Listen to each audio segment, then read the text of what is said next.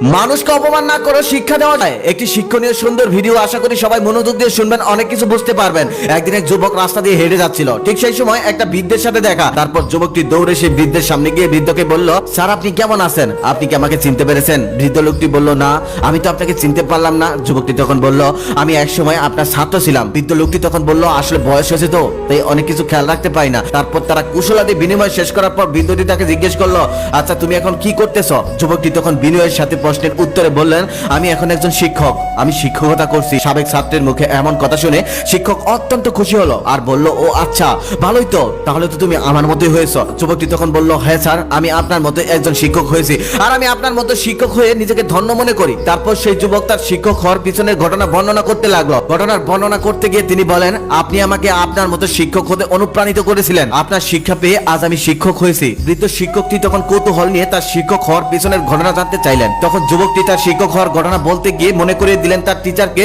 সেই স্কুল জীবনে ঘটে যাওয়া একটি ঘটনা। স্যার আপনার মনে আছে, একদিন আমাদের সহপাঠী আমার বন্ধু ক্লাসে অনেক সুন্দর একটি ঘড়ি নিয়ে আসে। ঘড়িটি এত সুন্দর যে সেটা দেখে আমি লোভে পড়ে যাই। তারপর আমি মনে মনে ভাবতে থাকি, এই ঘড়িটা যেভাবে হোক আমাকে নিতে হবে। তারপর আমি অনেক কৌশলে তার পকেট থেকে সেই ঘড়িটা চুরি করে ফেলি। চুরি করার কিছুক্ষণ পর আমার সেই বন্ধু বুঝে যায় যে তার পকেটে আর সেই ঘড়িটি নেই। তারপর সে অনেকটা খোঁজাখুঁজি করেও যখন ঘড়িটা পেল না, তখন সে আপনার কাছে বিচার দিয়ে দেয়। আপনার কাছে বিচার দেওয়ার পর আপনি সবাইকে সুন্দর করে বলেন যে ঘড়িটা নিয়েছো ঘড়িটা দিয়ে দাও, কিন্তু ঘড়িটা আমার এতই ভালো লেগেছিল যে আমি লোভে পড়ে যাই, আমি ঘড়িটা তখনও ফেরত দেই না। তারপর আপনি ক্লাসের সমস্ত দরজা জানলা বন্ধ করেন। বন্ধ করার পর আপনি সবাইকে বলেন মেঝেতে আসতে।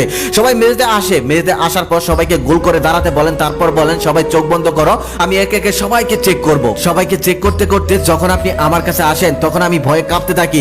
এতটা ভয় পাই যে আমার জীবনে আমি কখনোই এতটা ভয় পাইনি। তখন আপনি আমার পকেটে হাত দেন আর ঘড়িটা পেয়েও যান, কিন্তু ঘড়ি পাওয়ার পরেও আপনি কাউকে বললেন না। আপনি একে একে সবাইকে চেক করলেন। একে একে সবাইকে চেক করার পর যখন সবাইকে চেক করা শেষ হলো, তখন আপনি সবাইকে বললেন ঘড়িটা পাওয়া গেছে। সবাই চোখ খোলো। ঘড়ি পাওয়ার পর যার ঘড়ি ছিল সেই বন্ধুটা আপনাকে জিজ্ঞেস করেছিল, স্যার এই ঘড়িটা কে চুরি করেছিল? তখন আপনি তাকে বললেন ঘড়িটা কে চুরি করেছে এটা বড় কথা না, ঘড়িটাতে পাওয়া গেছে এটাই সব থেকে বড় কথা। পরবর্তীতে এই ঘটনা নিয়ে আপনি আমার সাথে কোনো কথা বলেননি, এমনকি আমার এমন একটা খারাপ কাজের জন্য আপনি আমাকে তিরস্কারও করেননি, নৈতিক শিক্ষা দেওয়ার জন্য কোনো কক্ষেও ডেকে নেননি। সেই দিনটাই ছিল আমার জীবনের সব থেকে লজ্জাজনক একটা দিন। সেই দিনটাই ছিল আমার জীবনের সব থেকে খারাপ একটা দিন। কিন্তু আপনি আপনার বুদ্ধিমত্তার কৌশল দিয়ে চুরি যাওয়া জিনিসটা উদ্ধার করেছিলেন আর আমার সম্মানও রক্ষা করেছিলেন চিরজীবনের জন্য। সেই ঘটনার পর থেকে আমি অনেক দিন অনুশোচনায় ভুগেছি। সেই ঘটনার রেশ হয়তো 2 দিন পরে চলে গিয়েছিল, তবে সেই ঘটনাটা আমার হৃদয়ে গেঁথেছিল অনেক বছর। বারবার আমি বিবেকের কাছে ঠকে গেছি। তারপর আমি মনে মনে সিদ্ধান্ত নিয়েছিলাম, জীবন আর কখনোই অনৈতিক কাজ করব না, জীবন আর কখনোই খারাপ কাজ করব না। একজন ভালো মানুষ হব,